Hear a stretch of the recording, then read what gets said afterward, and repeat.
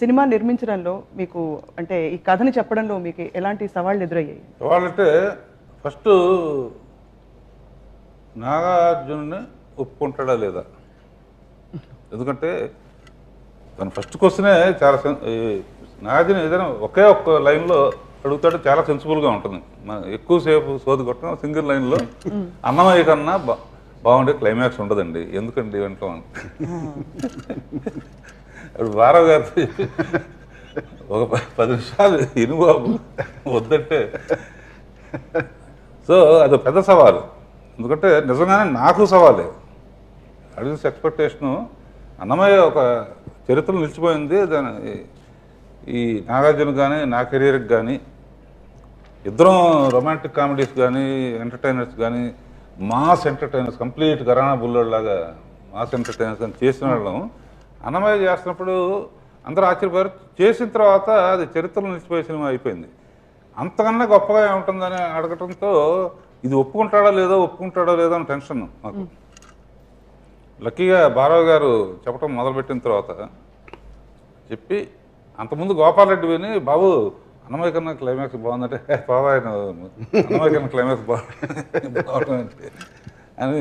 అయినా కూడా తను విన్న తర్వాత ఇమీడియట్గా 2 రోజులు ఆలోచిస్తాను కూడా అనలా. ఇమీడియట్లీ అండి, విదిన్ మినిట్. నాగార్జున గారు అయితే మిమ్మల్ని అడగాలి, అంటే అనుకున్నంతలాగా క్లైమాక్స్ వచ్చిందా? మీరు క్లైమాక్స్ సీన్ చేస్తున్నప్పుడు మీకు ఎలా అనిపించింది? డెఫినెట్గా it's the concept it self. It's జనరల్గా ఏదైనా భక్తుడు దేవుణ్ణి కలవాలి, మనం చనిపోయే ముందో పోయే ముందో ఒకసారి దేవుణ్ణి కలవాలి, ఆయన కలిస్తే చాలు అనుకుంటాం. బట్ దీంట్లో దానికన్నా you took it to one level. ఆయనతో పాచికలాడటమే కాదు, ఆయనతో కూర్చుని జోకులు వేసుకోవడమే కాదు, plus climax I can't reveal ఏం జరుగుతుందో ఇద్దరి మధ్యన. అంటే ఆల్మోస్ట్ దేవుణ్ణి ఏడిపించేంత climax. It's like a beautiful romance, no?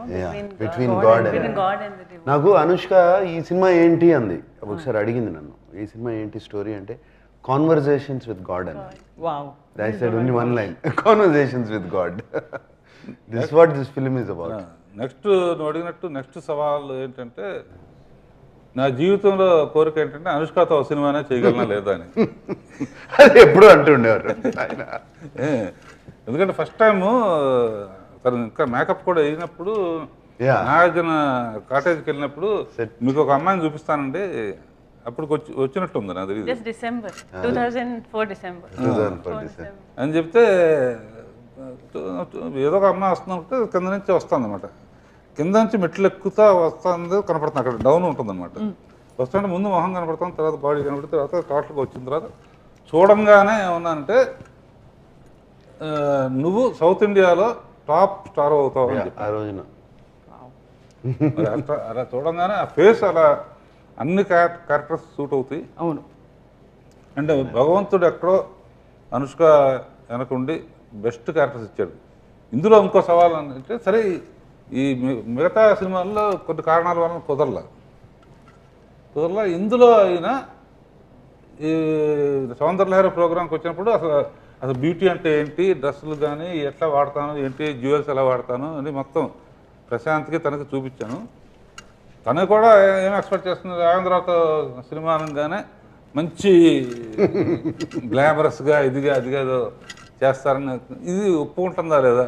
ఒప్పుకోకపోతే నాకేంటంటే అన్నమయ్యకి దీనికి డిఫరెన్స్, ఒక క్యారెక్టరు సినిమాలో చూస్తే కానీ అనుష్క క్యారెక్టర్ ఇంపార్టెన్స్ తెలియదు.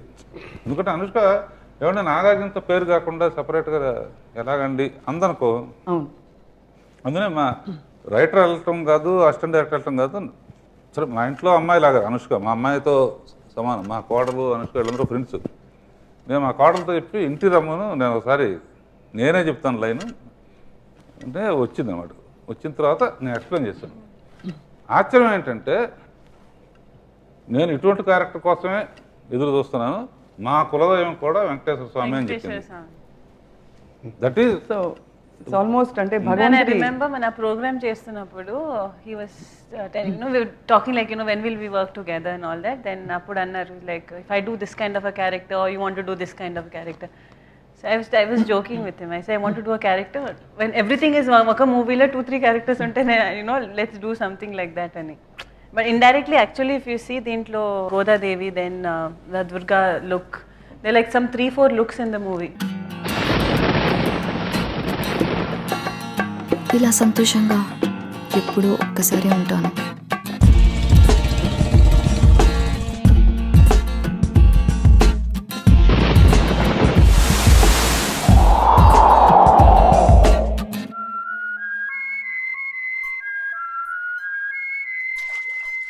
నాలాగా నచ్చినట్టుగా బతికే అమ్మాయిల్ని చులకనగా చూడడం ఈ ప్రపంచానికి బాగా అలవాటు.